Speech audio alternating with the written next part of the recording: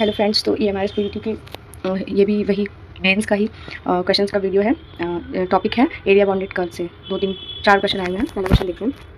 The area bounded the curve y equal to x mod x comma x axis and ordinates x equal to -2 and 2 is.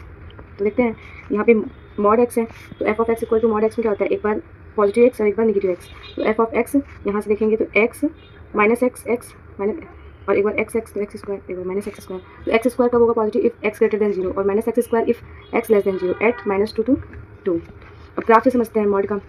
यहाँ पे positive 2 है x axis पे, तो x equal to 2 और x equal to -2 x axis पे इस side होगा यहाँ कहीं।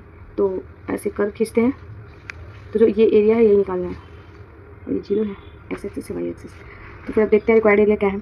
-2 यहाँ -2 से 0 देखो, यहाँ पे दो बार में होगा -2 से 0 -2 से 0 में minus x square D x होगा। माइनस एक्स क्यों होगा, क्योंकि एक्स स्क्वायर इसलिए होगा क्योंकि एक्स लेस देन 0 है। फिर 0 से 2 एक्स स्क्वायर डी एक्स, क्योंकि ये एक्स ग्रेटर देन 0 है। अब इसको इंटीग्रेट करेंगे तो एक्स स्क्वायर का क्या हो जाएगा, एक्स की पावर 3/3 और ये लिमिट -2 से 0 प्लस एक्स की पावर 3/3 लिमिट 0 से 2। अब यहाँ पे 0 पुट करेंगे तो पूरा 0 हो जाएगा। फिर यहाँ पे -2 पुट करेंगे, यहाँ पे 2 पुट करेंगे, इधर 0 पुट करेंगे, 0 हो जाएगा पूरा का पूरा। फिर अब देखते हैं ये माइनस माइनस प्लस हो जाएगा 8/3 प्लस ये 8/3 और 8 16/3, ये इसका आंसर हो जाएगा। देखते हैं ऑप्शन नंबर ए इसका राइट आंसर। अब देखते हैं दूसरा question. The highest of A right circular cylinder of maximum volume that can be in subscribed in of radius √3 centimetre.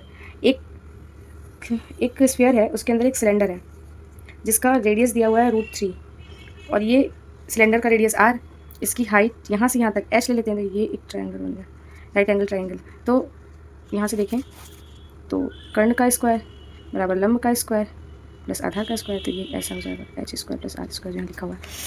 देखते हैं वॉल्यूम क्या होता है सिलेंडर का, pi r square h equal to pi का पाई h का h, और इस r स्क्वायर की जगह पे यहाँ से r स्क्वायर निकालेंगे और यहाँ पुट कर देंगे। तो पाई अब h का मल्टीप्लाई कर दिए 3h माइनस h3। तो फिर ठीक है, इसको डिफरेंशिएट कर देते हैं dv/dt। तो पाई तो कांस्टेंट है, यहाँ पे 3 हो जाएगा, ये 3h स्क्वायर हो जाएगा। अब dv/dh ना, dv/dh equal to 0 equal put करते हैं, तो यहाँ से 3 से 3 कट गया, h की वैल्यू 1 आ गई। तो ये यहाँ से यहाँ तक की वैल्यू h की वैल्यू 1 आई, ये यहाँ।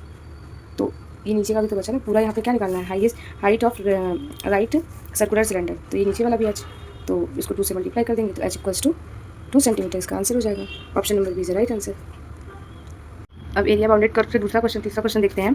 Find the area of region bounded by curve x square plus y square equal to 16 and y square equal to 6x such that points of the region are interior to both curves. तो एक तो इसमें circle दिख रहा है, दूसरा इसमें parabola दिख रहा है, तो और कह रहा है इंटीरियर टू बोथ कर्व, ये रीजन जो है इसका क्षेत्र। तो देखते हैं, पहले जो सर्कल का दिया हुआ है equation x square plus y square equal to 16 और पैराबोला दिया है y square equal to 6x, equation 1 equation 2। ठीक, अब ये वाई स्क्वायर की वैल्यू यहाँ पे रखते हैं सर्कल वाले में, तो इसको रखते हैं तो ये कोऑर्डिनेट बन जाता है कोऑर्डिनेट फॉर्म में। तो इसकी 2 वैल्यू आती है, x की एक बार -8 आती है, एक बार 2 आती है। If x equal to 2 equation 2, अब यहाँ पे x की वैल्यू पुट करते हैं तो y निकल के आ जाता है, y आता है +-2 √3, 6 2 12 का फैक्टर करेंगे तो 2√3।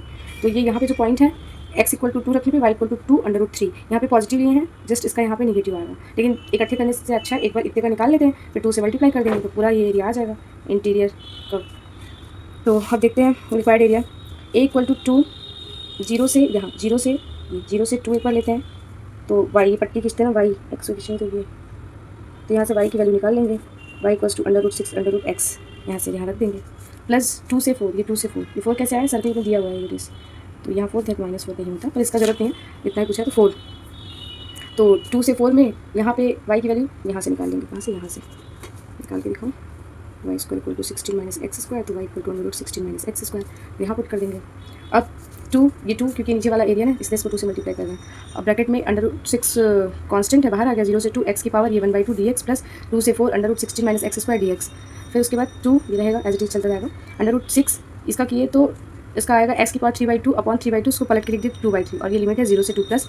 अब ये एक फार्मूला होता है √a² माइनस एक्स स्क्वायर का, इंटीग्रेशन में एक फार्मूला होता है, ये फार्मूला होता है ये, यहाँ पे मैं आधा फार्मूला लिखूँ x/2 √a² minus x square plus इतना, तो फार्मूला होता है। तो x/2 √16 minus x square plus 16/2 sine inverse x/4 अब लिमिट 2 से 4।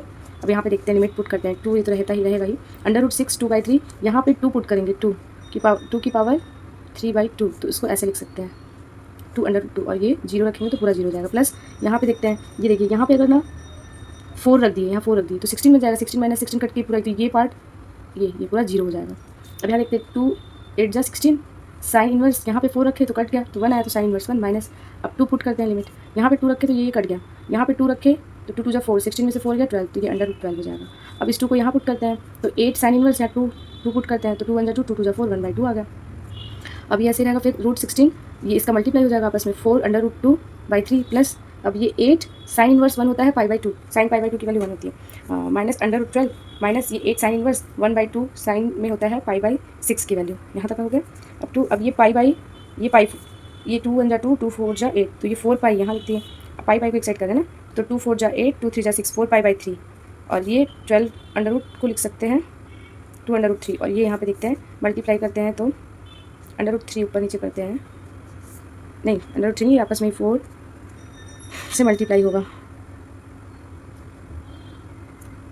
तो देखिए ये रूट 6 को हम लोग क्या लिख सकते हैं, और ये ऑलरेडी यहाँ पे रूट 2 है ही, तो एक 2 बाहर आ जाएगा और उस 2 का 4 से मल्टीप्लाई होगा तो 8 अंडर रूट 3/3।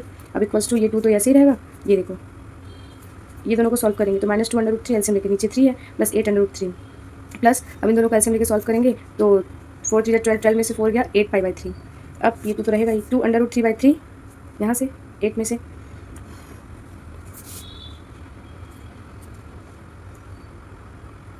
हाँ तो ये एलसीएम लेके सॉल्व किया तो -6 under root 3 plus 8 under root 3/3 plus 8π/3 होगा, ये अब सही हुआ।